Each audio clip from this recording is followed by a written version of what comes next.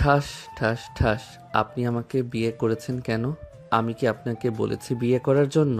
আপনি আমাদের টাকা পয়সা, জায়গা, সম্পত্তি দেখে লোভ সামলাতে না পেরে আমাকে বিয়ে করেছেন। আমার আব্বু আম্মুকে কালো জাদু করে আপনার বশে করে নিয়েছেন। প্লিজ এরকম কথা বলবেন না। আমি আপনার বাবা মাকে কোনো কিছুই বলিনি। আমি আপনাকে বিয়ে করতে চাই নাই। আমি আপনার বাবা মাকে অনেকবার বলেছি যে আমি আপনার যোগ্য না। তারপরও আপনার বাবা মা জোর করে আমাকে আপনার সাথে বিয়ে দিয়েছে। আপনি যদি সত্যিটা জানতে চান তাহলে আপনি আপনার বাবা মার কাছে গিয়ে জিজ্ঞেস করতে পারেন। আমি কেন তাদেরকে জিজ্ঞেস করতে যাব? আমি জানি এই সব কিছুর পিছনে একমাত্র অপরাধী আপনি। আমি আপনাকে বিয়ে করেছি ভালো কথা, 6 মাস পর আপনাকে ডিভোর্স দিয়ে দিব। আপনি এখন রুম থেকে চলে যান। সঞ্জিতা এক পলকভাবে তাকিয়ে আছে সাগরের দিকে। বিষয়টা কি হয়েছে আপনারা বুঝতে পারলেন না তো? চলেন ফ্ল্যাশব্যাক থেকে ঘুরে আসি 2 মাস আগে। সঞ্জিতা কলেজ শেষ করে বাসায় ফিরতেছে। এমন সময় হঠাৎ করে কোথা থেকে যেন একটা গাড়ি এসে সঞ্জিতার সামনে দাঁড়ালো। সঞ্জিতা ভয়ে দুপা পিছিয়ে চলে গেল। গাড়ির ভেতর থেকে কয়েকটা গুন্ডা বের হয়ে সঞ্জিতার সামনে এসে দাঁড়িয়ে বলতে লাগলো, কিরে, তুই নাকি আমার বসের মেয়েকে টপকাই দিতে চাস কলেজে? গতকালকে নাকি তোর জন্য আমার বসের মেয়েকে প্রিন্সিপাল স্যার অপমান করছে। দেখেন, আপনার বসের মেয়েকে এটা আমি চিনি না। আর আমি কাউকে অপমান করতে চাই না এবং অপমান করেও নাই। অযথা আমার নামে মিথ্যা অপবাদ দিবেন না। আর আমার রাস্তা আটকিয়েছেন কেন? আমি চিৎকার করব কিন্তু। চিৎকার করলে করতে পারিস, তাতে আমার কোনো আপত্তি নেই। আজ তোকে শেষবারের মতো বলে গেলাম, আর যদি কখনো দেখি বা বসের মুখের থেকে শুনি, তখন তোকে কিডন্যাপ করে নিয়ে ধর্ষণ করে মাঝ রাস্তায় ছেড়ে দিয়ে আসবো, যেখানে মানুষের আনাগোনা অনেক বেশি। এরপর তুই নিজের আত্মহত্যা করার সিদ্ধান্ত নিবি। আজকে গেলাম। এই বলে গুন্ডাগুলো ওইখান থেকে গাড়ি নিয়ে চলে গেল। এদিকে সঞ্জিতা দীর্ঘ একটা শ্বাস নিয়ে বাড়ির দিকে তাড়াতাড়ি পা চালালো। বেশ কিছুক্ষণ পর চলে আসলো বাড়িতে। কলিং বেল দিতে সঞ্জিতার সৎমা এসে দরজা খুলে দিল। সঞ্জিতাকে দেখে সঞ্জিতার চুলের মুঠি ধরে ঘরের ভিতর নিয়ে গেল। এদিকে সঞ্জিতার চোখ দিয়ে পানি পড়তেছে চুলের মুঠি শক্ত করে ধরার কারণে। এমনিতেই পুরো শরীরে জ্বর জ্বর ভাব, আবার তার সাথে এই রকম হচ্ছে। সঞ্জিতা তার সৎমাকে উদ্দেশ্য করে বলতে লাগলো, আম্মু প্লিজ এমন করবেন না। আমি কি করেছি? আমার অপরাধ কি? প্লিজ আমার চুল ছেড়ে দেন। আমার মাথায় অনেক ব্যথা করতেছে। এবারের মতো আমাকে ছেড়ে দেন। উত্তর বাচ্চা, তোকে কতবার বলেছি তোর আর লেখাপড়া করার দরকার নেই। ভালো একটা পরিবার পেয়েছিস, লোকটা একটু বয়স্ক, অনেক টাকা পয়সা ছিল। তোকে কতবার বললাম লোকটাকে বিয়ে করে নে, বিয়ে করলে সবকিছু তুই তোর নিজের করে পাবি, কিন্তু তুই না করে দিলি। সারাদিন ঘরের ভিতরে কাজগুলো আমি করে বেড়াই, আর তুই কলেজে যাস। কলেজে যাওয়ার টাকা পয়সা কোথা থেকে পাস? আমার জামাই যদি তোকে টাকা পয়সা না দেয় তাহলে তুই পড়ালেখা করবি কি করে? আমি যে কয়েকজনকে টিউশনি করাই, ওই টিউশনির টাকা দিয়ে আমি আমার কলেজের খরচ কোনো রকমে চালিয়ে নিতে পারি। আমি কখনো আপনাদের কাছ থেকে 1 টাকাও নেই নাই। আম্মু মারা যাওয়ার পর থেকে আপনারা আমার উপরে অনেক অত্যাচার করেছেন, কিন্তু আমি এটার প্রতিবাদ জানাই নাই। জাস্ট বিয়ে করব না বলেছি বলে আপনারা এরকম করতেছেন। আর কত অত্যাচার করবেন আমার উপরে? আমার বয়স যখন 9 বছর, ঠিক তখন থেকে আপনি আমার উপরে অত্যাচার করা শুরু করেছেন। পুরো বাড়ির কাজ শেষ করে স্কুলে না গিয়ে শুধু পরীক্ষা দিয়ে পাশ করেছি। আপনাদের কাছ থেকে কখনো কিছু চাই নাই। আর আপনারা আমাকে বিয়ে দেওয়ার জন্য পাগল হয়ে গেছেন। হ্যাঁ, পাগল হয়ে গেছি, কারণ আমার টাকা পয়সার দরকার। আমি রাতারাতি বড় লোক হতে চাই। তুই এখন বিয়ে করবি নাকি বিয়ে করবি না সেটা আগে বল। সঞ্জিতার আম্মু সঞ্জিতার চুলের মুঠি ধরে এখনো এসব কথাবার্তা বলতেছে। এটা প্রত্যেক দিনকার স্বভাব। সঞ্জিতা চুপ করে রয়েছে, কোনো কথা বলতেছে না। বেশ কিছুক্ষণ এইভাবে যাওয়ার পর সঞ্জিতা বলতে লাগলো, আমি বিয়ে করতে রাজি আছি। আমার কিছু শর্ত আছে। তোর আবার কি শর্ত শুনি? সামনের মাসে আমার পরীক্ষা দিতে দিতে 1 মাস সময় লাগবে। আমার পরীক্ষা শেষ হলে এরপরে আমাকে আপনারা যেখানে খুশি সেখানে বিয়ে দিতে পারবেন। আমার কোনো আপত্তি থাকবে না। ঠিক আছে, আর 2 মাস সময় দিলাম তোকে। 2 মাস পর তোর বিয়ে হবে। এই 2 মাস শুধু তুই রান্না বান্না করবি বাড়ির, আর কোনো কাজ করার দরকার নেই। এই বলে সঞ্জিতার আম্মু সঞ্জিতার মাথার চুল ছেড়ে দিল। সঞ্জিতা মাথায় হাত ডলতে ডলতে চলে আসলো তার রুমে। দরজাটা লাগিয়ে দিয়ে হামা করে কান্না করতে লাগলো আর বলতে লাগলো, আম্মু তুমি কেন আমাকে একা ফেলে রেখে চলে গেলে? আমাকে সাথে নিয়ে গেলেই তো পারতে। এই জীবন আর রাখতে ইচ্ছে করে না। যেখানেই যাই সেখানেই সবাই অবহেলা করে, মারধর করে। আমি আর এসব অবহেলা সহ্য করতে পারি না। আমার মরে যেতে ইচ্ছে করে, কিন্তু আত্মহত্যা যে মহাপাপ, এটার জন্য আমি মরি না। না হলে কবেই যে তোমার কাছে চলে যেতাম। সঞ্জিতা এসব কথাবার্তা বলতেছে, দেখতে দেখতে তার পরীক্ষা চলে আসলো। পরীক্ষা দিতেছে আর তার সৎমায়ের সাথে রান্নার কাজে সাহায্য করতেছে। এভাবে 2 মাস কেটে গেল। সঞ্জিতার পরীক্ষা শেষ হয়েছে গতকালকে। আজকে সঞ্জিতাকে দেখার জন্য উকিল অনেক বড় মালদার পার্টি নিয়ে এসেছে। মানে হচ্ছে সাগরের আব্বু আম্মু এবং সাগরের ছোট বোন নাবিলাকে নিয়ে এসেছে। সঞ্জিতাকে দেখার পর সবার পছন্দ হয়েছে, কিন্তু সাগরের পছন্দ হয় নাই। কারণটা আপনারা খুব শীঘ্রই জানতে পারবেন। সাগরের আম্মু সঞ্জিতার আম্মুকে উদ্দেশ্য করে বলতে লাগলো, আপনার মেয়েকে আমাদের খুব পছন্দ হয়েছে। আমরা আমাদের ছেলের সাথে আপনার মেয়ের বিয়ে দিতে চাই। আপনার কি এখানে কোনো আপত্তি আছে? না, এইখানে আমাদের কোনো আপত্তি নেই। আপত্তি থাকলে অবশ্যই আপনাদেরকে জানাতাম। পছন্দ যেহেতু হয়ে গেছে, তাহলে দিন তারিখ ঠিক করে ফেলেন। সঞ্জিতার আম্মুর কথা শেষ হতে না হতেই সাগর বলে উঠল, সবার পছন্দ হলেই হবে নাকি? আমারও তো পছন্দ হতে হবে। আমার পছন্দ না হলে তার সাথে আমি সংসার করে কিভাবে চলবো? আমার পছন্দ হয় নাই। সাগরের কথা শেষ হতে না হতে সাগরের আব্বু সাগরের হাত ধরে টান মেরে সোফায় বসিয়ে দিল আর ফিসফিস করে বলতে লাগলো, তুই কি এখানে আমাদের মান সম্মান খাওয়ার চেষ্টা করতেছিস নাকি? আমি একজন বিশিষ্ট ব্যবসায়ী, এই ঢাকা শহরের সবাই আমাকে চিনে, আর তুই এখানে কি না রং তামাশা করতেছিস এসে? এই মেয়ে আমাদের কাছে পছন্দ হয়েছে, সো এই মেয়ের সাথেই তোর বিয়ে হবে।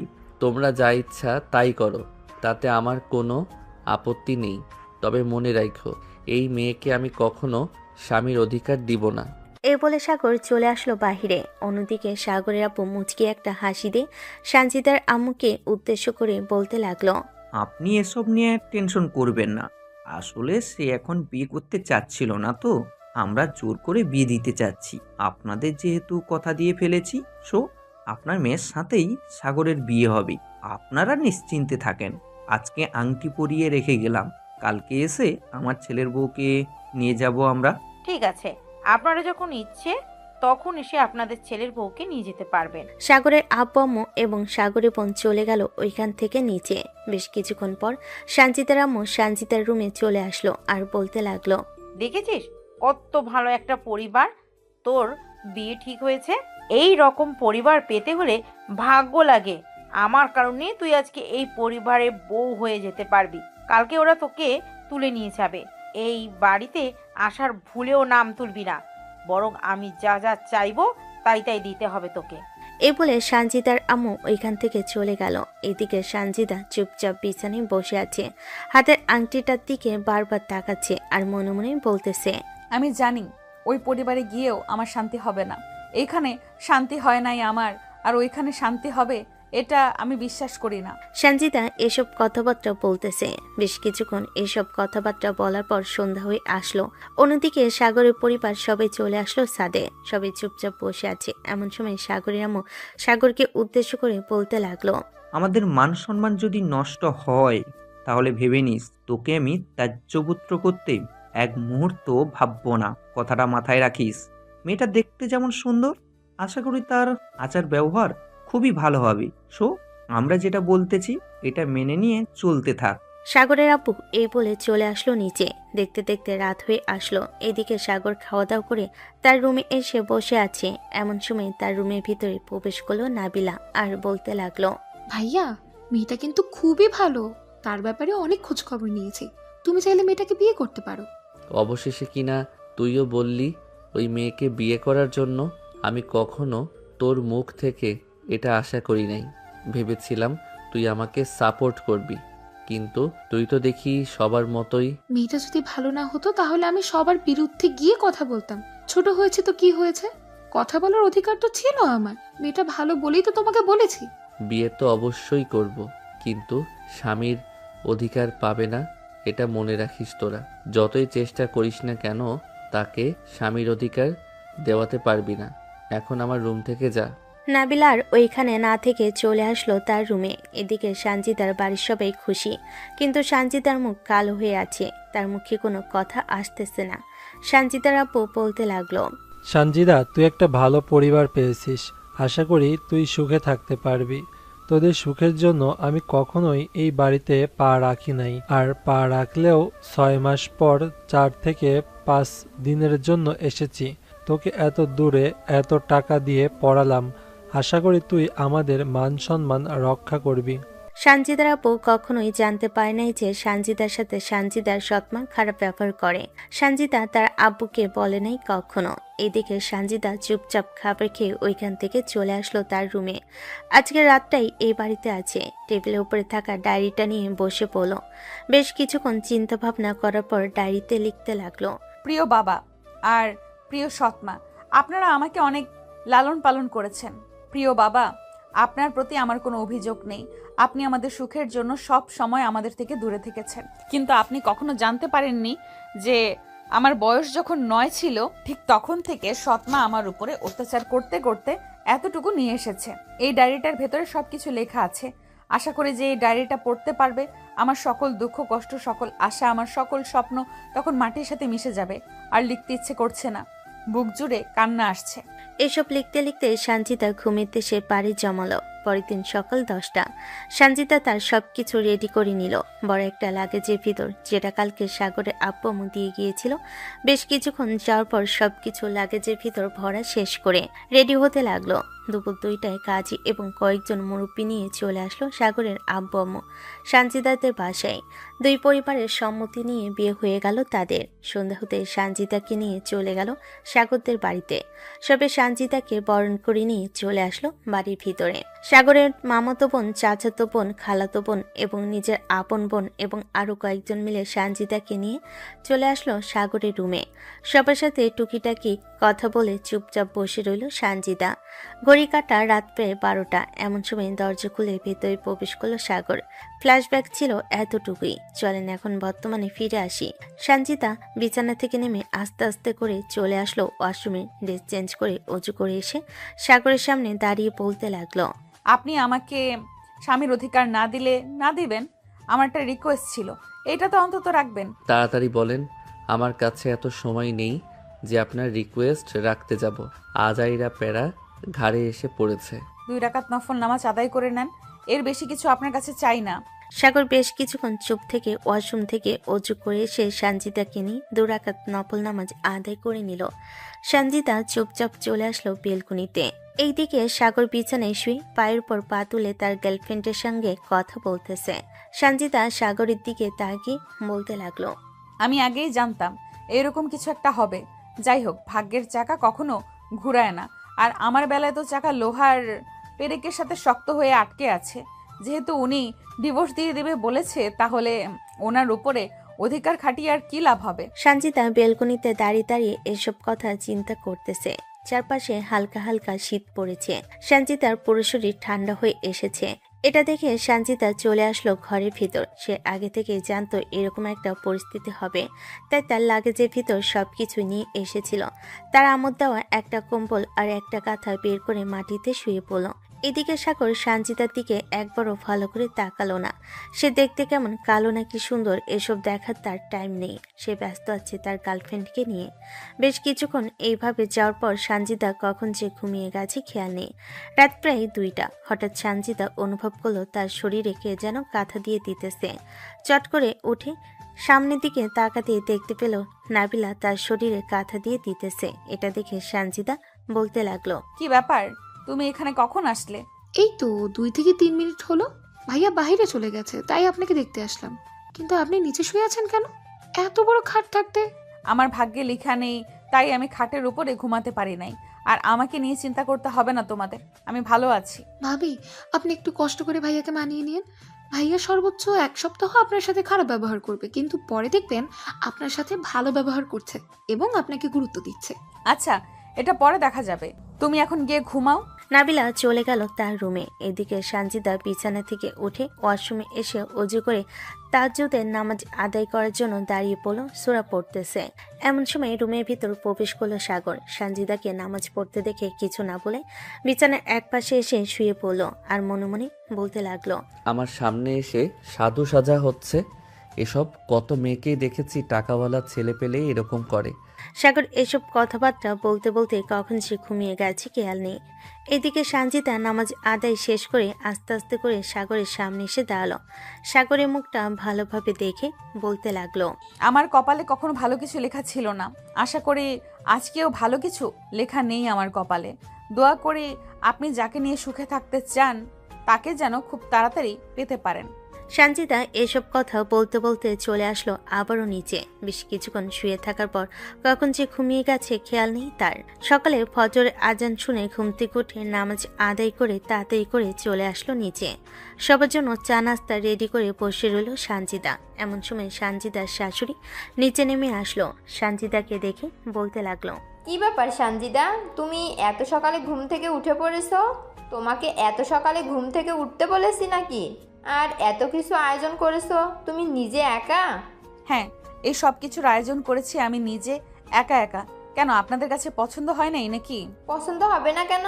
অবশ্যই পছন্দ হয়েছে, কিন্তু তুমি এত সকাল সকাল ঘুম থেকে উঠতে পারো আগে জানা ছিল না? আমি তো আমাদের বাসায়ও এত সকালে ওঠার সময় সবার জন্য চা নাস্তা করতাম। আপনারা চা নাস্তা খেয়ে দেখেন কেমন হয়েছে। আর নাবিলা কখন ঘুম থেকে উঠবে? এই তো আর 10 থেকে 15 মিনিটের মধ্যে সে ঘুম থেকে উঠে নিচে নামবে। তুমি এক কাজ করো, ঠিক 9টার সময় আকাশকে 1 কাপ কফি বানিয়ে দিবে। ঠিক আছে, সাগরকে না হয় আমি 1 কাপ কফি বানিয়ে দেব। এখন আপনারা চা নাস্তা খেয়ে নেন। সবাই চা নাস্তা খেয়ে সঞ্জিতার প্রশংসা করতে লাগলো। এদিকে সঞ্জিতা সকালের খাওয়া দাওয়া করার জন্য রান্না বসিয়ে দিল। সাগরে এমন সবকিছু বলে দিতেছে কোথায় কি আছে না আছে। বেশ কিছুক্ষণের মধ্যে সঞ্জিতা রান্নাবান্না শেষ করে বসে রইল। 9টা বাজতে সাগরের জন্য কফি নিয়ে আসলো উপরে। এদিকে সাগর ফ্রেশ হয়ে বাইরে আসতে দেখতে পেল সঞ্জিতা কফি হাতে নিয়ে দাঁড়িয়ে আছে। এটা দেখে সাগর বলতে লাগলো, কফিটা টেবিলের উপরে রেখে নিচে গিয়ে আমার খাবারের ব্যবস্থা করেন। আমি খাবার খেয়ে অফিসের জন্য বের হব। আচ্ছা, আপনি কফিটা খেয়ে নিচে আসেন, আমি আপনার খাবারের ব্যবস্থা করতেছি। এ বলে সঞ্জিতা চলে গেল নিচে। সাগরের জন্য নাস্তা রেডি করে বসে রইল। বেশ কিছুক্ষণ পর সাগর আসতেই সবাই খাবার টেবিলে বসে গেল।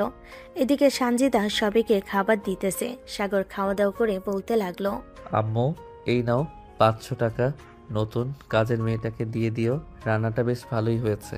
আর বলবে যে এইরকমভাবে প্রত্যেক দিন রান্না করার জন্য।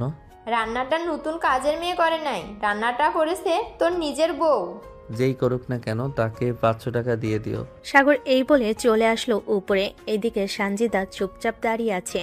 সাগরের আম্মু সঞ্জিতাকে ইশারা করতে সঞ্জিতা সাগরের পিছনে পিছনে চলে আসলো সাগরের রুমে।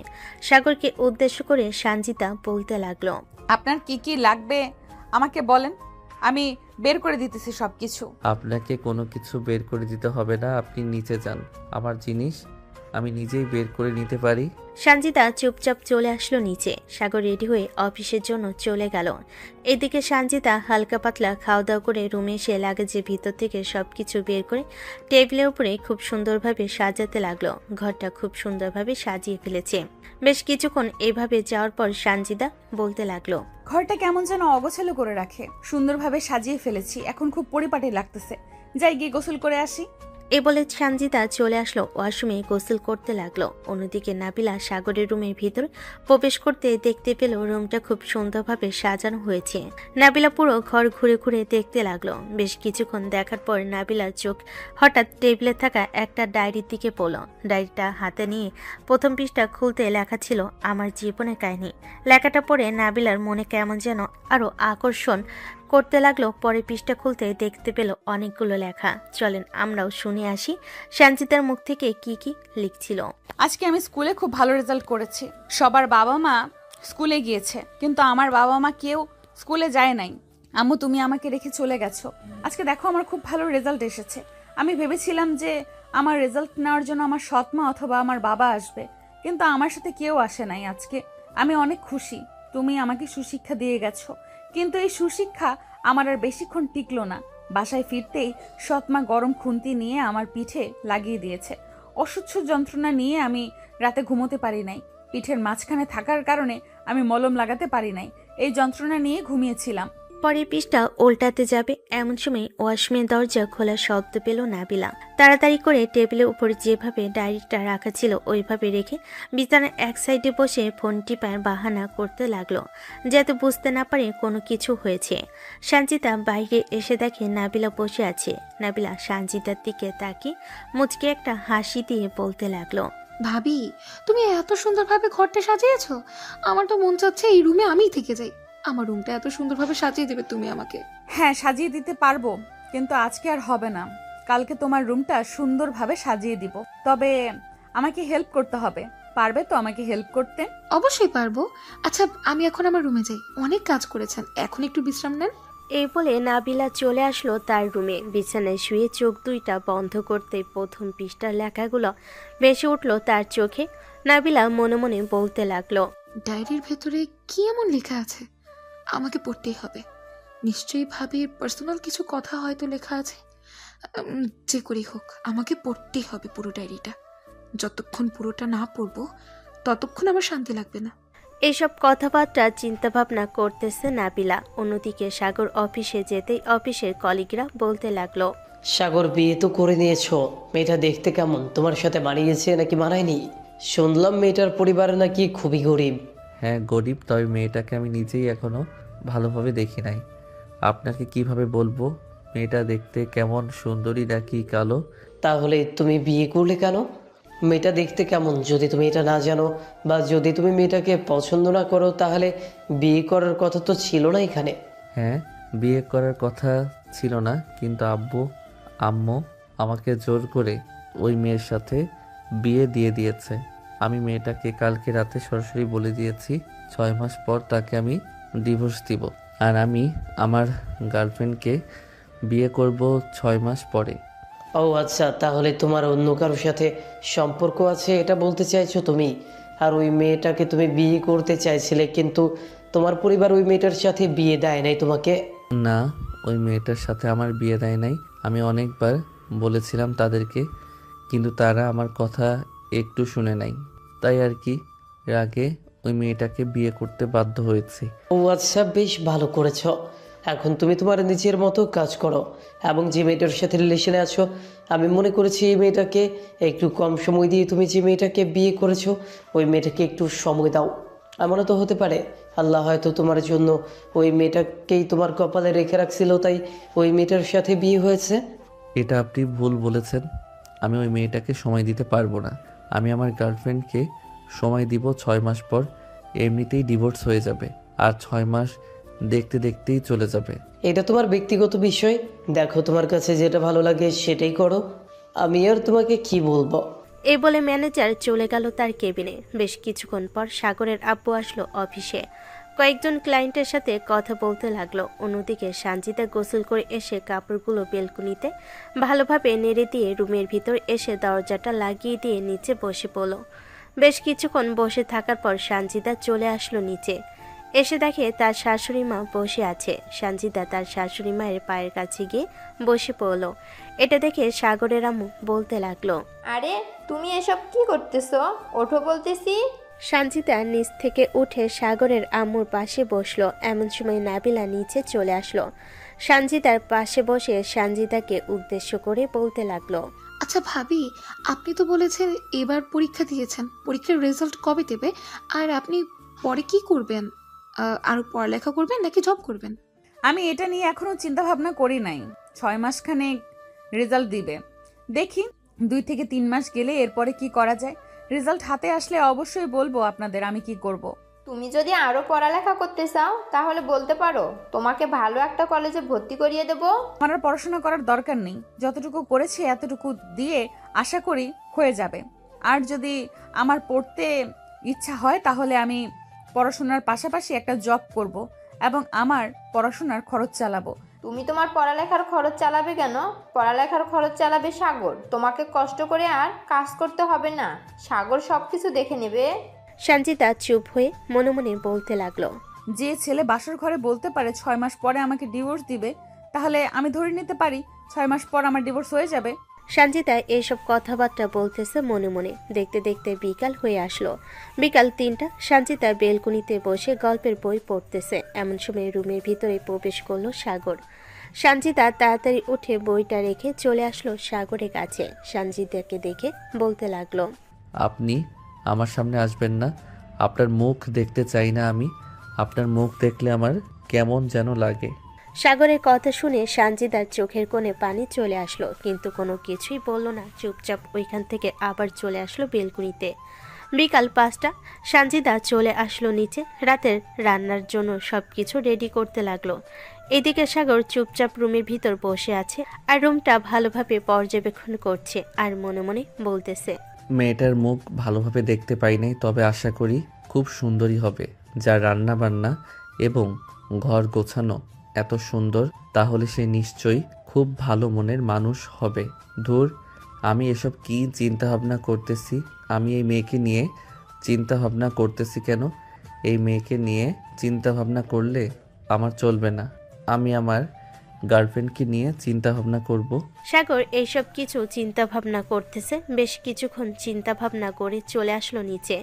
এসে দেখে সবাই বসে আছে। সাগর সোফায় বসতে সঞ্জিতা সবার জন্য চা নিয়ে আসলো। নাবিলকে ডাক দিয়ে নাবিলার হাতে কফি দিয়ে বলতে লাগলো, এই নাও, এই কফিটা তোমার ভাইকে দিয়ে দিও। আমি দিব কেন? আপনি তো তার স্ত্রী, আপনি নিজেই তো তাকে দিতে পারেন। তাহলে আমাকে বলছেন কেন দেওয়ার জন্য? এটা তুমি বুঝবে না, তুমি এখনো ছোট মানুষ, তোমাকে যেটা বলেছি সেটা করো। নাবিলা কফি দিয়ে তাড়াতাড়ি করে চলে আসলো সাগরের রুমে। ডায়েরিটা আবারও হাতে নিয়ে পড়তে লাগলো। পরের 2 পৃষ্ঠা পড়ার সাথে সাথে নাবিলার চোখ দিয়ে কান্না চলে আসলো। তাড়াতাড়ি করে ডায়েরিটা সেই জায়গায় রেখে চলে আসলো তার রুমে। দরজাটা ভালোভাবে লাগিয়ে বিছানায় বসে মনে মনে বলতে লাগলো, ভাবির জীবনে এত কিছু হয়েছে, আমার চিন্তা ভাবনা করতে কেমন যেন লাগছে। এত কষ্ট করে ভাবি লেখাপড়া করেছে, নিজের শরীরের যত্ন ঠিক মতো নিচ্ছে না মনে হয়। মাত্র 3 পৃষ্ঠা পড়লাম, আরো কত পৃষ্ঠা বাকি আছে। ওইগুলোর মধ্যে কতটা ভয়ঙ্কর হতে পারে, উফ, জাস্ট চিন্তা করছি। আমার এই সব চিন্তা ভাবনা করলে চলবে না। ভাইয়াকে ভালোভাবে বোঝাতে হবে, ভাইয়া যাতে ভাবিকে না ছেড়ে দেয়। ছেড়ে দিলে হয়তো ভাবির জীবন পুরোপুরি শেষ হয়ে যাবে। এইসব চিন্তা ভাবনা করতেছে আর চোখের কোণ দিয়ে পানি পড়তেছে। নাবিলার চোখ 2টা মুছে চলে আসলো নিচে। এসে দেখে সাগর বসে আছে। সাগরের পাশে গিয়ে বসে নাবিলা সাগরের কানে কানে বলতে লাগলো, ভাইয়া, তোমার সাথে আমার কিছু জরুরি কথা আছে। তুমি কি আমার সাথে একটু ছাদে আসতে পারবে? আচ্ছা চল, আর যদি কিছু চাস তাহলে কিন্তু আমি এখন দিতে পারবো না, কারণ এখন আমার কাছে টাকা নেই। মাস শেষে বেতন পাবো, এরপরে কিনে দিতে পারবো। এর আগে কিনে দিতে পারবো না, আগেই বলে রাখলাম। আরে এসব বিষয় না, আমি তোমার সাথে অন্য আরেকটা বিষয় নিয়ে কথা বলতে চাই।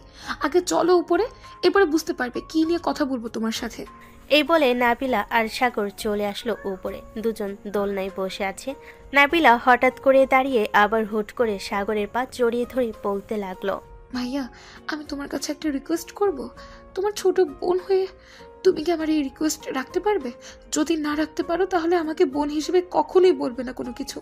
যদি অনেক বড় কিছু হয় তাহলে আমি রাখতে পারবো না। তুই খুব ভালো করে জানিস কেন রাখতে পারবো না। আর যদি ছোটোখাটো বিষয় হয় তাহলে অবশ্যই রাখতে পারবো। এই বিষয়টা একদম ছোট, কোনো বড় না। আচ্ছা তাহলে বল, আমি রাখার চেষ্টা করব। রাখার চেষ্টা করলে হবে না, রাখতে হবে। দেখো, সঞ্জিতা ভাবিকে তুমি কখনোই ডিভোর্স দেবে না বা এই বাড়ি থেকে বের করে দেবে না, সাথে অন্য কোনো মেয়েকে বিয়ে করতে পারবে না। কাল থেকে তুমি সঞ্জিতা ভাবিকে স্বামীর অধিকার দেবে। নাবিলার কথা শুনে সাগর হুট করে দাঁড়িয়ে গেল আর বলতে লাগলো, আমি তোকে অনেক আগেই বলেছি এই মেয়েকে আমি স্বামীর অধিকার দিব না। এই মেয়েকে আমার ভালো লাগে নাই। তোর এই রিকোয়েস্ট আমি রাখতে পারলাম না। ঠিক আছে, তাহলে আমিও আজ থেকে তোমাকে ভাই হিসেবে মনে করব না। এমনকি তুমিও আমাকে ডাক দিতে পারবে না নিজে বোন হিসেবে। আমার যা ইচ্ছে তাই করব আমি।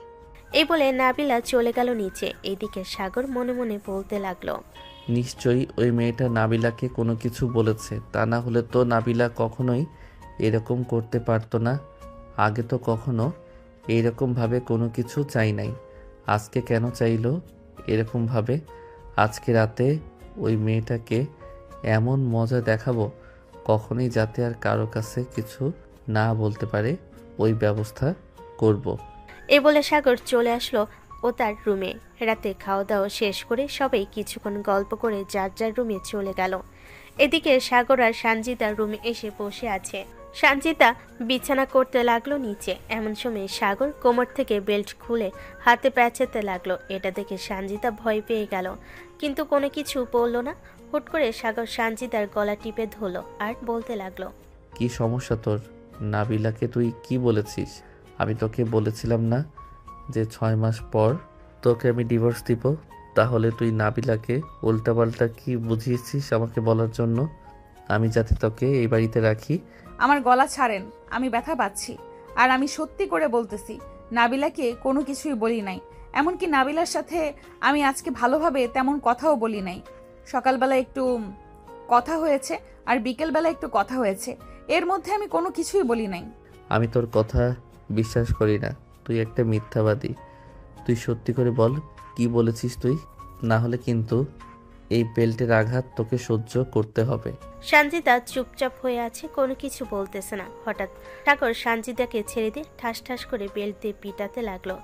এইদিকে সঞ্জিতার চোখ দিয়ে অনবরত পানি পড়তেছে, কিন্তু কোনো কিছুই বলতেছে না। চুপচাপ বেল্টের আঘাত সহ্যাচ্ছে। প্রায় 10 মিনিট মারার পর সাগর চলে গেল বিছানায়, আর কোনো কিছু বলল না। এদিকে সঞ্জিতা বেলকুনিতে এসে কান্না করতে লাগলো। সঞ্জিতার কান্না করা ছাড়া আর কোনো উপায় নেই, পুরো শরীরে দাগ পড়ে গেছে বেল্টের। বেশ কিছুক্ষণ কান্না করার পর সঞ্জিতা আবার রুমে এসে ঘুমের দেশে পাড়ি জমালো। পরের দিন সকাল সকাল ঘুম থেকে উঠে ফ্রেশ হয়ে নিচে এসে নাস্তা বানাতে লাগলো। আনমনে নাস্তা বানাচ্ছে সঞ্জিতা। হঠাৎ করে পিছন থেকে নাবিলা এসে সঞ্জিতার পিঠে ধরতে ব্যথায় কুকিয়ে উঠল সঞ্জিতা। আহ, কি হয়েছে ভাবি, আপনি আ করে উঠলেন কেন? আরে তেমন কিছুই হয় নাই, এমনিতেই বলে উঠলাম। আসলে আগে কখনো কেউ এমনভাবে ধরে নাই তো, তাই আর কি। ও আচ্ছা, আমি ভাবলাম আরো কি না কি হয়েছে। আচ্ছা, তুমি সোফায় গিয়ে বসো, আমি তোমার জন্য চা বানিয়ে আনতেছি। এই বলে নাবিলা চলে গেল। বেশ কিছুক্ষণ পর সঞ্জিতা নাবিলাকে চা দিয়ে আবার চলে আসতে যাবে। এমন সময় নাবিলা চায়ের কাপ হাতে নিয়ে বলতে লাগলো, কি ব্যাপার ভাবি, তোমার গলার নিচে কালো, এটা কিসের দাগ? দেখি কি হয়েছে।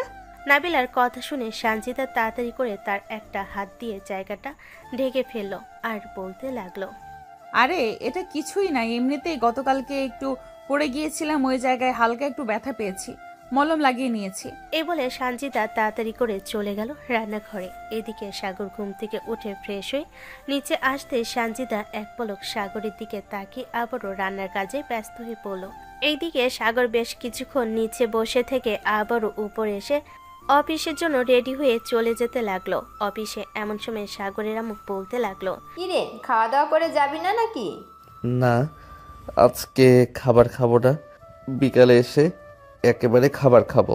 এই বলে সাগর ওইখান থেকে চলে গেল। এদিকে সঞ্জিতা সকল খাবার রান্না করে টেবিলের উপর রেখে রুমে এসে ফ্রেশ হতে লাগলো।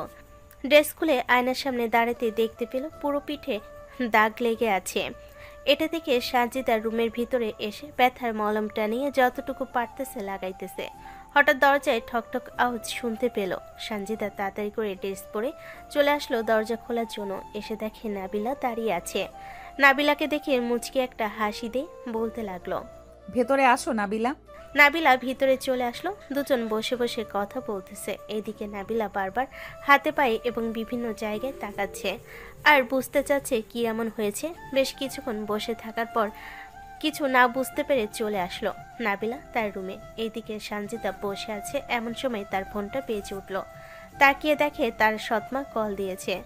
কলটা রিসিভ করতেই ওপাশ থেকে তার সৎমা বলতে লাগলো, কিরে, ওই বাড়িতে গেলি আজকে 5-6 দিন হয়ে গেল, একবারও তো কল দিলি না আমাকে। আসলে এই বাড়িতে নতুন এসেছি তো, বাড়িটা গোছগাছ করতেছি আর রান্না করতেছি, তেমন সময় করে উঠতে পারি না। ও, বেশ ভালো করেছিস। এখন শোন, আগামী 1 সপ্তাহের ভিতরে আমাকে 50,000 টাকা দিবি। ফারদিনের কলেজের জন্য টাকা লাগবে। আমি 50,000 টাকা কোথা থেকে দিব? আমি আপনাকে টাকা দিতে পারবো না। পারবি না কেন? তোকে বিয়ে দিয়েছি কিসের জন্য? বিয়ের আগে তোকে বলে দেই নাই যে তোকে বিয়ে দিয়েছি টাকার জন্য? সঞ্জিতা জানে যত বেশি কথা বলবে তত বেশি কথা বাড়বে, তাই তাড়াতাড়ি করে ফোনটা কেটে দিয়ে বন্ধ করে রাখলো। বেশ কিছুক্ষণ এইভাবে যাওয়ার পর সঞ্জিতা বলতে লাগলো, কপালটাই খারাপ। কপালে যদি ভালো কিছু লেখা থাকতো তাহলে আজকে হয়তো এমনটা হতো না। পুরো শরীর ব্যথা করতেছে, জ্বর চলে এসেছে। যাই অল্প একটু খাবার খেয়ে একটা নাপা ট্যাবলেট খেয়ে নেই। জ্বর চলে আসলে আবার বাড়ির কোনো কাজ করতে পারবো না। সঞ্জিতা এসব কথাবার্তা বলতেছে। বেশ কিছুক্ষণের মধ্যে চলে আসলো নিচে। হালকা পাতলা খাওয়া দাওয়া করে আবারও রুমে এসে ব্যাগের ভেতর থেকে নাপা ট্যাবলেট বের করে খেতে লাগলো। নাপা ট্যাবলেট খেয়ে বেলকুনিতে এসে সোফায় বসে বই পড়তে পড়তে কখন যে ঘুমিয়ে গেছে খেয়াল নেই। অন্যদিকে সাগর অফিস থেকে চলে আসলো বাসায়। বেলকুনিতে আসতেই দেখতে পেল সঞ্জিতা শুয়ে আছে। সঞ্জিতাকে দেখে আর কিছু বলল না। টেবিলের উপরে থাকা ফোনটা নিতে যাবে এমন সময় টেবিলের উপরে থাকা ডায়েরিটা দেখতে পেল। ডায়েরিটা হাতে নিতেই উপরে লেখা ছোট্ট জীবনের অসমাপ্ত কাহিনী। কি যেন আগ্রহ করে সাগর ডায়েরিটা খুলতে লাগলো। প্রথম 2 থেকে 3 পৃষ্ঠা পড়ার পর আরও আগ্রহ বেড়ে গেল। আবার পরে পৃষ্ঠা পড়তে যাবে এমন সময় রুমের ভিতর প্রবেশ করলো নাবিলা। সাগরকে কিছু না বলে আশেপাশে তাকিয়ে দেখে সঞ্জিতা নেই। নিচে এসে তার আম্মুকে উদ্দেশ্য করে বলতে লাগলো, আম্মু, ভাবি কোথায় গেছে? ভাবিকে তো রুমে দেখতে পাচ্ছি না। রুমের ভিতরেই আছে, ব্যালকনিতে গিয়ে দেখ, হয়তো বসে বসে গান শুনতেছে। আমি তো ব্যালকনিতে দেখে আসলাম, বই পড়তেছে। ও আচ্ছা। এই বলে নাবিলা চলে আসলো আবার উপরে। বেলকুনিতে এসে দেখে সঞ্জিতা এখনো ঘুমাচ্ছে। এটা দেখে নাবিলা আর ডাক দিল না, চলে আসলো তার রুমে। এইদিকে সাগর কয়েকটা পৃষ্ঠা পড়ার পর ডায়েরিটা যেখানে রাখা ছিল সেখানে রেখে দিল। বিছানায় শুয়ে মনে মনে বলতে লাগলো, আমি এত কষ্ট দিলাম এই মেয়েটাকে, আগে জানলে কখনোই এমন করতাম না। যাই হোক, কষ্ট দিয়ে ফেলেছি, কষ্ট করতেই হবে। 6 মাস পর ডিভোর্স দিয়ে দিব, এছাড়া আর কোনো উপায় নেই। সাগর এসব কথাবার্তা বলতেছে তার মনে মনে। এমন সময় তার ফোনে হোয়াটসঅ্যাপ থেকে মেসেজ আসলো। তার বন্ধু পারভেজ কয়েকটা পিক পাঠিয়েছে। পিকগুলো দেখে চোখ যেন আকাশে উঠে গেল। সাগর তাড়াতাড়ি করে পারভেজকে কল দিল। পারভেজ কলটা রিসিভ করতে সাগর বলতে লাগলো, পারভেজ, তুই আমাকে এটা কি দেখালি? আর তুই এখন কোথায় আছিস? আমি আর কোথায় থাকবো, এই তো আছি একটা হোটেলে। আমি কখনো চিন্তা ভাবনা করতে পারিনি তোর গার্লফ্রেন্ড এমন কাজ করতে পারে। ভেবেছিলাম তোকে বলবো, কিন্তু বললে তুই আমার কথাটা বিশ্বাস করবি না, তাই তোকে সত্যিটা প্রমাণ করে দিলাম। এখন এটা তোর সিদ্ধান্ত, তুই কি না কি করবি। আচ্ছা, তুই কি এখনো ওই হোটেলে আছিস? থাকলে আমাকে ঠিকানা দে, আমি এখনই আসতেছি। আমি নিজের চোখে যতক্ষণ না দেখব ততক্ষণ আমার বিশ্বাস হবে না। এই ঠিকানায় তাড়াতাড়ি চলে আয়, তাড়াতাড়ি আসলে দেখতে পারবি, আর যদি দেরি করিস তাহলে হয়তো চলে যাবে তারা। সাগর তাড়াতাড়ি করে কলটা কেটে দিয়ে চলে আসলো নিচে। তাদের গাড়ি নিয়ে সেই ঠিকানার উদ্দেশ্যে রওনা দিল। বেশ কিছুক্ষণের মধ্যে চলে আসলো সেই ঠিকানায়। গাড়িটা পার করে মুখে একটা মাস্ক লাগিয়ে ভেতরে প্রবেশ করতে লাগলো। বেশ কিছুক্ষণের মধ্যে চলে আসলো ভিতরে। আশেপাশে তাকিয়ে দেখে একেবারে সাইড কর্নারে পারভেজ বসে আছে। সাগর চলে আসলো পারভেজের কাছে আর বলতে লাগলো, কিরে, সে কোথায়? আমি তাকে নিজের চোখে দেখতে চাই। এই যে সামনের একটা রুম আছে, ওই রুমের ভিতরে গেছে, প্রায় 4 থেকে 5 মিনিট হয়েছে। তুই গিয়ে দেখে আসতে পারিস, আর আমার একটা জরুরি কাজ আছে, আমি গেলাম। এই বলে পারভেজ ওইখান থেকে চলে গেল। এদিকে সাগর রুমের কাছে এসে দরজাটা হালকা করে খুলতে দেখতে পেল তার গার্লফ্রেন্ড একটা ছেলের সাথে অর্ধনগ্ন হয়ে শুয়ে আছে। এটা দেখে রুমের ভিতরে প্রবেশ করতে সাগরের গার্লফ্রেন্ড চোখ বড় বড় করে সাগরের দিকে তাকিয়ে রইল। এইদিকে সাগর হাততালি দিতে দিতে বলতে লাগলো, তার মানে আমি এতদিন তোর মতো একটা মেয়ের সাথে সম্পর্ক করেছিলাম, এটাই তোর আসল রূপ? হ্যাঁ, এটা আমার আসল রূপ। তোর টাকা পয়সা ছিল তাই আমি তোর কাছে গিয়েছিলাম, কিন্তু তোর আব্বু আম্মু তোকে ভালো একটা মেয়ের সাথে বিয়ে করিয়ে দিয়েছে। তুই ওই মেয়েকে পাত্তা না দিয়ে আমার মতো একটা মেয়ের পিছনে ঘোরাঘুরি করিস। এখনো করতেছিস, করতে থাক। আমিও চাই তোর মতো একটা ছেলেকে। তোর মতো মেয়ে পিছনে তাও আবার আমি ঘুরবো? কখনোই না। চিন্তা ভাবনা করেছিলাম, আর 4 থেকে 5 মাস আছে, এরপর তাকে ডিভোর্স দিয়ে তোকে বিয়ে করব। কিন্তু তোর আসল রূপ আমি এখন আমার নিজের চোখ দিয়ে দেখতে পাচ্ছি, আর দেখার কোনো দরকার নেই।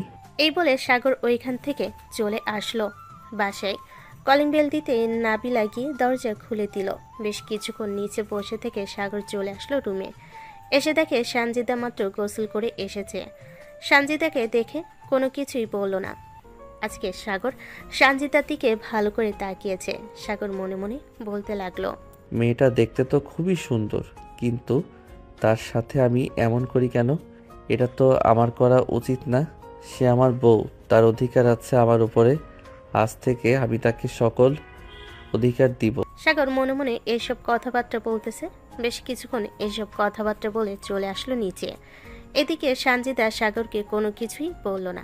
সাগর নিচে এসে নাবিলাকে উদ্দেশ্য করে বলতে লাগলো, নাবিলা, ঘুরতে যাবি নাকি বিকালবেলা?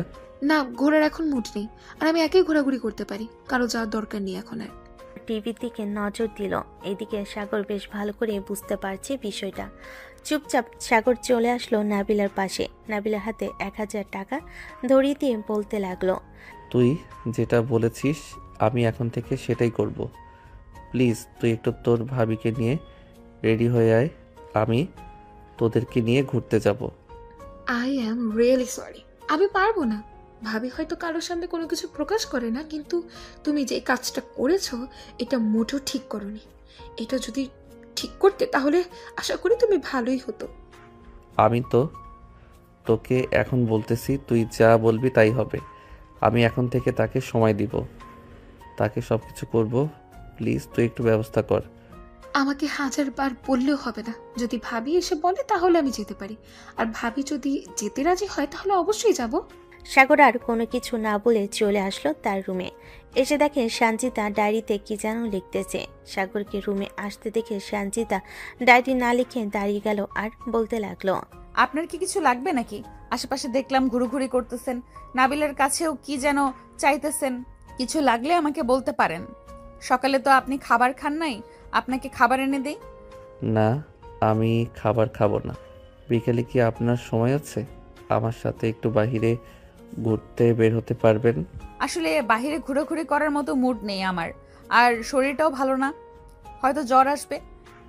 চলেন আপনাকে ডাক্তারের কাছে নিয়ে যাই। ডাক্তারের কাছে নিয়ে যেতে হবে না, আমি এমনিতেই ভালো হয়ে যাব। সাগর এইসব কথাবার্তা বলতেছে। বেশ কিছুক্ষণ এইসব কথাবার্তা বলার পর সঞ্জিতা রাজি হলো না। দেখতে দেখতে বিকেল হয়ে আসলো। বিকেলে সঞ্জিতা হালকা পাতলা খাওয়া দাওয়া করে রুমে এসে নিচে বিছানা করে শুয়ে পড়লো। এইদিকে সাগর চুপচাপ বিছানায় বসে আছে। সঞ্জিতা কাঁথা মুড়ি দিয়ে ঘুমিয়ে এসে পাড়ি জমালো। এইদিকে সঞ্জিতা ঘুমিয়ে যাওয়ার পর সাগর আস্তে আস্তে করে সঞ্জিতার পিছনে শুয়ে পড়লো। পিঠে হাত দিতে সঞ্জিতা ব্যথায় কুকিয়ে উঠলো। এইদিকে সাগর আস্তে আস্তে করে সঞ্জিতার জামাটা হালকা উপরে ওঠাতে দেখতে পেল পিঠে অনেক দাগ। এটা দেখে সাগর মনে মনে বলতে লাগলো, পশুর মতো আচরণ করেছিল মনে হয়, না হলে আমি কিভাবে করতে পারি এটা? এসব চিন্তা ভাবনা করতে করতে সাগর আস্তে করে সঞ্জিতার পাশ থেকে উঠে চলে আসলো ড্রেসিং টেবিলের সামনে। ডর থেকে একটা মলম বের করে সঞ্জিতার পাশে এসে শুয়ে পড়ল। হালকা করে জামাটা উপরে উঠাতে সঞ্জিতার ঘুমটা ভেঙে গেল। সাগরকে দেখে বলতে লাগলো, কিছু বলবেন নাকি? আর এইভাবে আমার জামা ধরে টানাটানি করতেছেন কেন? জামাটা তুলে না হয় খুলে ফেলেন। কেন? যেটা বলেছি এটা করেন, আমার অধিকার আছে, তাই আমি বলেছি। সঞ্জিতা লজ্জা পাচ্ছে কিন্তু বলতেছে না। হঠাৎ সাগরের ধমক শুনে সঞ্জিতা আস্তে আস্তে তার জামাটা খুলতে লাগলো। জামাটা খুলে ফেলতে সাগর অবাক হয়ে গেল। পুরো পিঠে বেল্টের দাগ, সাথে গরম খুন্তির দাগ লেগে আছে এবং বিভিন্ন জায়গায় পড়ে যাওয়ার চিহ্ন আছে। এটা দেখে সাগর বলতে লাগলো, আপনার পিঠের এইরকম অবস্থা কেন? আপনাকে মনে হয় ওই বাড়িতে অনেক অত্যাচার করেছে, তাই না? সাগর কথাটা শেষ করতে তার ফোনটা বেজে উঠল। ফোনটা হাতে নিয়ে দেখে তার শাশুড়ি কল দিয়েছে, মানে সঞ্জিতার সৎমা কল দিয়েছে। কলটা রিসিভ করতেই সাগর বলতে লাগলো, আসসালামু আলাইকুম, কেমন আছেন? ওয়ালাইকুম আসসালাম। আলহামদুলিল্লাহ ভালো আছি। তুমি কেমন আছো বাবা? আর সঞ্জিতা কোথায়? সঞ্জিতার কাছে একটু ফোন দিতে পারবে? তার সাথে আমার জরুরি কিছু কথা ছিল। এই নেন, কথা বলেন। সাগর লাউড স্পিকারে দিয়ে ফোনটা সঞ্জিতার হাতে দিল। এদিকে সঞ্জিতা হ্যালো বলতেই ওপাশ থেকে সঞ্জিতার সৎমা বলে উঠল, কিরে, তোকে কি বলেছিলাম? তোকে না বলেছিলাম তোর শ্বশুর বাড়ি থেকে যে করেই হোক 50,000 টাকা আমাকে দেওয়ার জন্য? তুই এখনো দিলি না কেন? সঞ্জিতা চুপ হয়ে আছে। এদিকে সাগর সঞ্জিতার আম্মুর কথাগুলো চুপচাপ শুনতেছে, কোনো কিছু বলছে না। সঞ্জিতার আম্মু আবারও বলতে লাগলো, কালকের ভিতরে যদি তুই আমাকে 50,000 টাকা না দিয়েছিস তাহলে আমি এমন কিছু করব তুই আর ওই বাড়িতে ভাত খেতে পারবি না। সাথে সংসারও করতে পারবি না। কথাটা শুনে সঞ্জিতা সাথে সাথে ফোনটা কেটে দিল। সাগরকে উদ্দেশ্য করে সঞ্জিতা বলতে লাগলো, আপনি আমাকে ডিভোর্স দিবেন বলেছিলেন না 6 মাস পরে? আমাকে ডিভোর্স দিয়ে দিয়েন। আমি কালকে এই বাড়ি থেকে চলে যাব। একটা কাজ খুঁজে কাজ করব, পরে ওই টাকা বাসায় দিতে হবে। আমি কি আপনাকে একবারও বলেছি যে আপনি টাকা দেন? বলেন নাই, তারপরও আম্মু কি বলেছে আশা করি আপনি শুনেছেন। এ বলে সঞ্জিতা উঠে যেতে যাবে, এমন সময় সাগর তার হাত ধরে টান মেরে বিছানায় শুয়ে দিল আর বলতে লাগলো, আপনার কোথাও যাওয়ার প্রয়োজন নেই। আপনি এই বাড়িতে থাকবেন। আপনার সৎ মা আসুক, এরপরে দেখি সে কি করে। এখন সোজা হয়ে বসেন, আপনাকে মলম লাগিয়ে দেই। সঞ্জিতাকে মলম লাগিয়ে দিতে লাগলো। সঞ্জিতা বিছানায় শুয়ে আছে, কোনো কিছু বলতেছে না। এমন সময় রুমের দরজায় ঠক ঠক আওয়াজ করতে লাগলো নাবিলা। এদিকে সঞ্জিতা সাগরের দিকে তাকিয়ে আবার চোখ নিচে নামিয়ে ফেলল আর বলতে লাগলো, আমি ওয়াশরুমে যাচ্ছি, যদি অন্য কেউ আসে তাহলে আপনি ম্যানেজ করে নিয়েন। এ বলে সঞ্জিতা চলে গেল ওয়াশরুমে। সাগর দরজা খুলতে দেখতে পেল নাবিলা দাঁড়িয়ে আছে। নাবিলাকে দেখে সাগর বলতে লাগলো, কি রে, কি হয়েছে? এখানে কি করিস? ভাবি কোথায়? ভাবিকে একটু ডেকে দাও, ভাবির সাথে আমার কথা আছে। তোর ভাবি এখন ঘুমাচ্ছে, তুই নিচে যা, পরে আসিস। নাবিলা আর কিছু না বলে চলে গেল নিচে। সাগর দরজাটা লাগিয়ে দিয়ে ওয়াশরুমের দরজার সামনে এসে সঞ্জিতাকে উদ্দেশ্য করে বলতে লাগলো, আপনি চাইলে এখন বাইরে আসতে পারেন, নাবিলা চলে গেছে। সঞ্জিতা বুকে কাপড় দিয়ে চলে আসলো বাইরে। বেশ কিছুক্ষণ শুয়ে থাকার পর সঞ্জিতা বলতে লাগলো, আপনাকে কি বলেছি মনে আছে? আমাকে একটা চাকরির ব্যবস্থা করে দিয়েন। আমি চাকরি করব, আমার টাকার দরকার, ডাক্তারের কাছে যেতে হবে। আমি বলেছিলাম না আমি টাকা দিব ডাক্তারের কাছে যাওয়ার জন্য?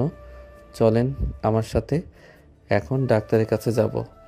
না, আমি আপনার টাকা দিয়ে ডাক্তার দেখাবো না। আপনি আমাকে একটা কাজের ব্যবস্থা করে দেন, আজকে হোক বা 10 দিন পর বা 1 মাস পরে আমি ডাক্তার দেখাবো। আপনি আমার স্ত্রী, আপনার উপরে দায়িত্ব অধিকার আছে আমার। আমি যেটা বলবো সেটাই করতে হবে আপনার। মজা করতেছেন আমার সাথে? আমার উপরে অধিকার যদি থাকতো তাহলে অনেক আগেই দেখাতেন। হুট করে 2 দিন এইরকম ভাবে সেবা যত্ন করবেন, পরে আবার মারধর করবেন, এসব আর সহ্য হবে না। তার চাইতে ভালো হবে আমি এই বাড়ি থেকে চলে যাব। যদি পারেন তাহলে এক চাকরির ব্যবস্থা করে দিয়েন, আর না পারলে আমার নিজের দায়িত্বে আমার একটা চাকরির ব্যবস্থা করে নিব। আমি বলেছি না আমার টাকা দিয়ে আপনাকে ডাক্তার দেখাবো? তারপরেও কেন আপনি এরকমভাবে কথাবার্তা বলতেছেন? আমি আগে আপনার সাথে যা যা করেছি ওই সব কিছুর জন্য মাফ চাইতেছি। প্লিজ আমাকে মাফ করে দেন।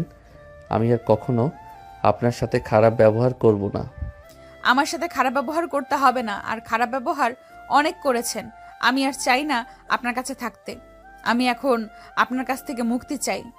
সঞ্জিতা এসব কথাবার্তা বলতেছে, এদিকে সাগর কি বলবে বুঝে উঠতে পারছে না। বেশ কিছুক্ষণ পর দরজায় ঠকঠক আওয়াজ শুনতে পেল সঞ্জিতা। ড্রেস পরে দরজা খুলতে দেখতে পেল তার শাশুড়ি মা দাঁড়িয়ে আছে। সাগরের আম্মু সঞ্জিতাকে উদ্দেশ্য করে বলতে লাগলো, সঞ্জিতা নিচে আসো, সবাই তোমার জন্য বসে আছে।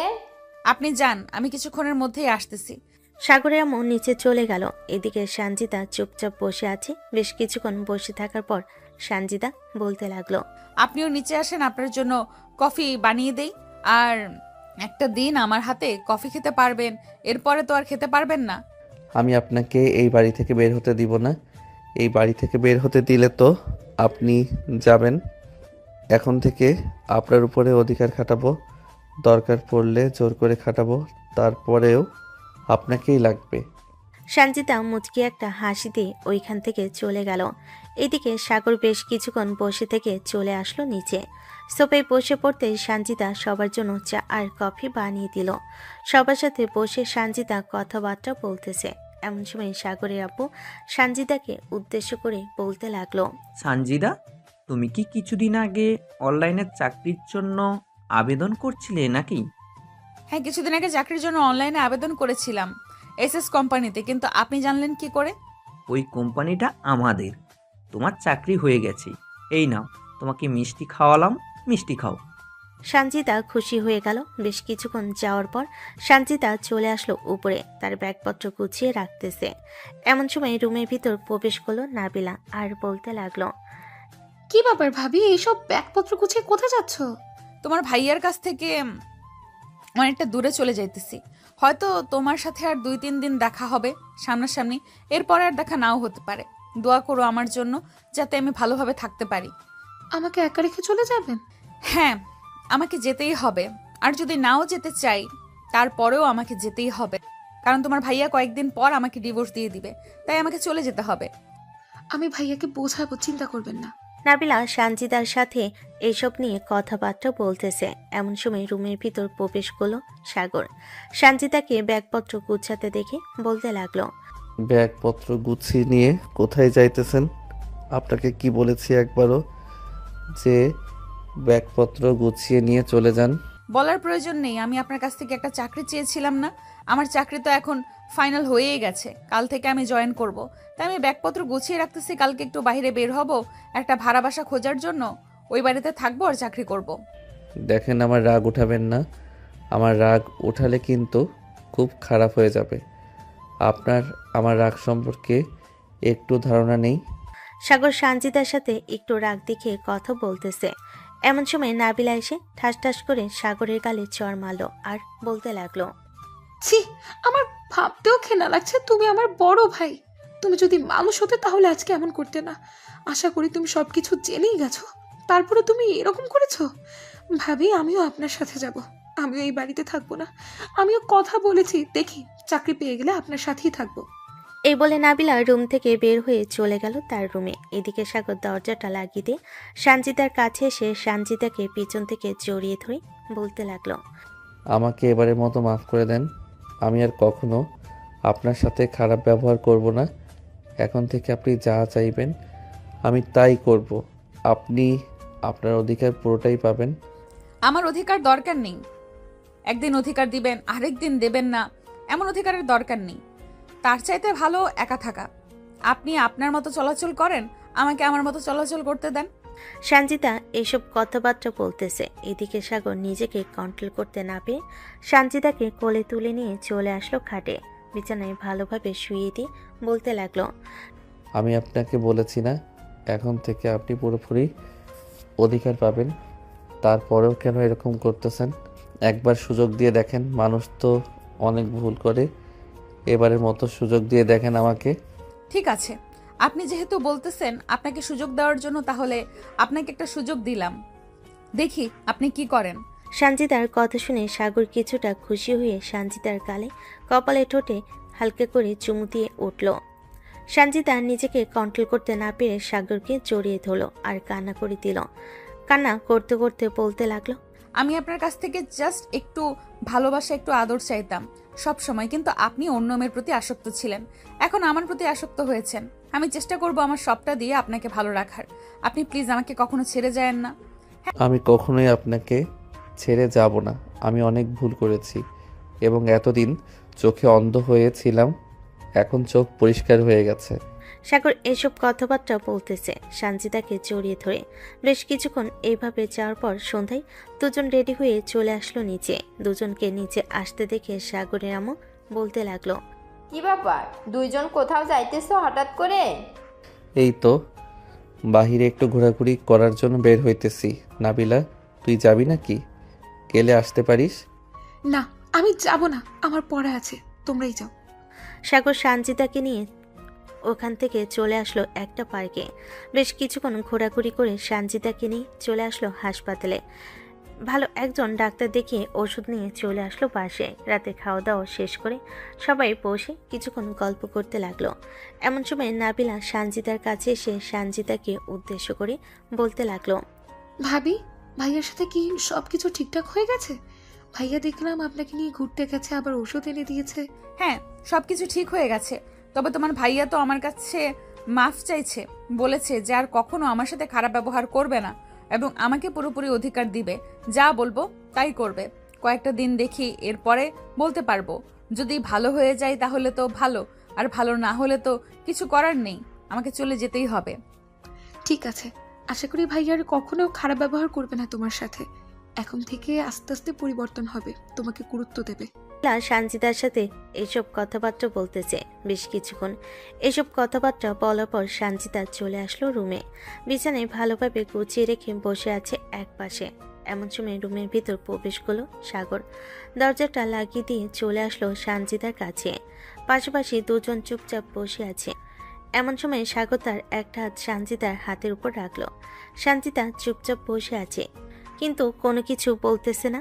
সাগর সানজিদাকে উদ্দেশ্য করে বলতে লাগলো, আমার কাছে এগিয়ে এসো, মলম লাগিয়ে দেই। সানজিদা লজ্জা পেল। তারপর সাগর মলমটা লাগিয়ে দিয়ে সানজিদার পাশে বসে আছে। তার 1 ঘন্টা বসে দুজন গল্প করার পর সাগর সানজিদাকে তার বুকের উপর রেখে জড়িয়ে ধরে ঘুমের দেশে পাড়ি জমালো। পরের দিন সকাল 7টা সানজিদার ঘুম ভাঙতে দেখতে পেল সে সাগরের বুকের উপর শুয়ে আছে। তার শরীরে একটুও কাঁপুনি। এটা দেখে কিছুটা লজ্জা পেয়ে গেল, কিন্তু কোনো কিছুই বলল না। বেশ কিছুক্ষণ এইরকম ভাবে যাওয়ার পর সানজিদা মনে মনে বলতে লাগলো, সাগর মনে হয় আস্তে আস্তে আমাকে গুরুত্ব দিতে শুরু করেছে। আশা করি ঠিক হয়ে যাবে। আল্লাহ আপনার কাছে লাখ লাখ শুক্রিয়া জানাই, আপনি সাগরকে আমার কাছে ফিরিয়ে দিয়েছেন। সানজিদা ড্রেস পরে সাগরকে ঘুম থেকে উঠিয়ে ফ্রেশ হয়ে দুজন চলে আসলো নিচে। এসে দেখে সাগরে এমন রান্নাবান্না করে বসে আছে। এটা দেখে সানজিদা বলতে লাগলো, আমাকে ডাক দিলেই তো পারতেন, আমি রান্না করতাম। তুমি ঘুমাচ্ছ তাই আর তোমাকে বিরক্ত করি নাই। তুমি তো প্রতিদিন রান্না করো, আজকে আমি রান্না করলাম, তাতে কি হয়েছে? আবার বিকেলবেলা রান্না করবে তুমি। ঠিক আছে, সবাই কোথায় ডাক দেন, খাবার রেডি করে দেই। আবার ওরা তো অফিসে চলে যাবে। সানজিদা এসব কথাবার্তা বলতেছে। বেশ কিছুক্ষণের মধ্যেই সবাই চলে আসলো নিচে। সানজিদা খাবার রেডি করে দিল সবাইকে। সবাই খাওয়া দাওয়া শেষ করে চলে গেল অফিসে। এদিকে সানজিদা আর তার শাশুড়ি মার সাথে নাবিলা বসে বসে গল্প করতেছে। এমন সময় সাগরে আম্মু সানজিদাকে উদ্দেশ্য করে বলতে লাগলো, সানজিদা, অনেকদিন তো হয়ে গেছে এই বাড়িতে বাচ্চা কাচ্চার মুখ দেখি না। তোমাদেরও তো বিয়ে হয়েছে অনেকদিন হলো, কোনো সুখবর পাচ্ছি না। সুখবর কবে আসবে কিছু বলতে পারবে তুমি? সাগরে আম্মুর কথা শুনে সানজিদা কিছুটা লজ্জা পেল, তাই মাথা নিচু করে বলল, আশা করি খুব তাড়াতাড়ি আসতে চলেছে। আপনারা দোয়া করবেন বেশি বেশি করে, তাহলেই দেখবেন খুব তাড়াতাড়ি চলে আসবে। তা তো অবশ্যই করব। তুমি এই বাড়ির লক্ষ্মী বউ, তোমার মতো মেয়ে আর একটাও হয় না। সানজিদা আরো কিছুক্ষণ গল্প করে চলে আসলো তার রুমে। বিছানায় শুয়ে ফোন টিপতেছে। এমন সময় তার ফোনটা বেজে উঠল। তাকিয়ে দেখে সাগর কল দিয়েছে। কলটা রিসিভ করতে সাগর বলতে লাগলো, বিকালে রেডি হয়ে থাকো, তোমাকে নিয়ে একটা জায়গায় ঘুরতে যাব। ঠিক আছে, রেডি হয়ে থাকবো। আর একটু তাড়াতাড়ি বাসায় আসেন। হ্যাঁ, কাজ শেষ হয়ে গেলে খুব তাড়াতাড়ি বাসায় চলে আসবো। সানজিদা এসব কথাবার্তা বলতেছে। বেশ কিছুক্ষণ এসব কথাবার্তা বলার পর সাগর কলটা কেটে দিল। দেখতে দেখতে দুপুর হয়ে আসলো। দুপুরে খাওয়া দাওয়া শেষ করে রুমে এসে রেডি হচ্ছে, কারণ দুপুরবেলা সাগর কল দিয়ে বলেছে রেডি হওয়ার জন্য। সানজিদাকে রেডি হতে দেখে নাবিলা বলতে লাগলো, কোথাও যাবেন নাকি ভাবি? হ্যাঁ, তোমার ভাইয়া কোথায় যেন নিয়ে যাবে আমাকে, তাই আর কি যাব। তুমিও রেডি হয়ে নাও, তুমিও আমাদের সাথে যাবে। আমি যাব না, আপনারা যান। আপনাদের মধ্যে সব ঠিকঠাক হোক, এরপরে আমি যাব। আশা করি খুব তাড়াতাড়ি ঠিক হয়ে যাবে। হ্যাঁ, আমাদের জন্য দোয়া করো। সানজিদা রেডি হয়ে বসে রইল। বিকাল 3টায় সাগর এসে সানজিদাকে নিয়ে ঘুরতে চলে গেল। সন্ধ্যা 7টা অবধি ঘোরাঘুরি করে চলে আসলো বাসায়। ফ্রেশ হয়ে নিচে বসে আছে। এমন সময় সাগরের আম্মুকে উদ্দেশ্য করে বলতে লাগলো, কিরে সাগর, তোর আব্বু তো এখনো আসে নাই, অফিসে জরুরি কোনো কাজ আছে নাকি? না তো, আজকে অফিসে তো তেমন বেশি কাজ ছিল না। কাজ থাকলে তো আমি নিজেই অনেক দেরিতে আসতাম। আচ্ছা, আমি আব্বুকে কল দিতেছি, দেখি আজকে আসতে এত দেরি হচ্ছে কেন। এই বলে সাগর কল দিতে যাবে। এমন সময় বাড়ির কলিং বেল বেজে উঠল। সানজিদা গিয়ে দরজা খুলতেই দেখতে পেল সাগরের আম্মু দাঁড়িয়ে আছে। সাগরের আব্বুকে দেখে সানজিদা বলতে লাগলো, আজকে আসতে এত দেরি হয়েছে কেন আব্বু? অন্যদিন তো আগে আগেই চলে আসেন। আজকে কিছু জরুরি কাজ ছিল, তাই আর কি আসতে দেরি হয়ে গেছে। এ বলে সাগরের আপু চলে আসলো উপরে। ফ্রেশ হয়ে নিচে এসে কিছুক্ষণ গল্প করে খাওয়া দাওয়া করে সবার রুমে চলে গেল। সাগর আর সানজিদা রুমে শুয়ে আছে একে অপরকে জড়িয়ে ধরে। এমন সময় সানজিদা সাগরকে উদ্দেশ্য করে বলতে লাগলো, সকালবেলা আপনারা চলে যাওয়ার পরে শাশুড়ি মা আমাকে জিজ্ঞেস করেছিল বেবি কবে হবে। তখন আমি বলেছিলাম খুব তাড়াতাড়ি হবে। এখন কি করব বুঝে উঠতে পারতেছি না। কি আর করবেন, বেবি আনার মিশনে নামতে হবে মনে হয়। আমাকে না নামলে তো খুব তাড়াতাড়ি আনা যাবে না, কি বলেন আপনি? কিন্তু আমি তো তেমনভাবে প্রিপারেশন নেই নাই। এসবে কোনো প্রিপারেশন নিতে হয় না, শুধু জাস্ট হ্যাঁ বলো আর আমি শুরু করতেছি বেবি আনার মিশন। সাগরের কথা শুনে সানজিদা লজ্জায় মাথা নিচু করে ফেল। এদিকে সাগর বিষয়টা বুঝতে পেরে আস্তে আস্তে করে সানজিদার ঠোঁটজোড়া তার দখল করে নিল। প্রায় 10 মিনিট লিপ কিস করার পর সাগর সানজিদাকে ছেড়ে দিতে দুজন হাঁপাতে লাগলো। সানজিদা হাঁপাতে হাঁপাতে সাগরকে উদ্দেশ্য করে বলতে লাগলো, আর একটু হলে তো আমি মরেই যেতাম। আমি আছি তো, আবার জীবিত করার জন্য এখন বাকি কাজটা সম্পূর্ণ করতে হবে। বাকি কাজ সম্পূর্ণ করলে বেবি আনার মিশন কমপ্লিট হবে। তাহলে শুরু করি। শুরু করেন। সানজিদা সম্মতি জানাতে সাগর তার কাজ শুরু করে দিল। দুজন তাহলে বেবি আনার মিশন কমপ্লিট করতে থাকুক। আমরা তাহলে বিদায় নিই। সানজিদার জন্য সবাই দোয়া করবেন, যেন তার যেন আর কষ্ট না হয়, সে যেন এখন সুখের মুখ দেখতে পায়। সাগর যাতে তাকে সবসময় সেবা যত্ন করে এবং আগলে রাখে। সবাই দোয়া করবেন তাদের জন্য। আজকের গল্পটা এখানেই শেষ করলাম। সবাই ভালো থাকবেন, সুস্থ থাকবেন। ধন্যবাদ।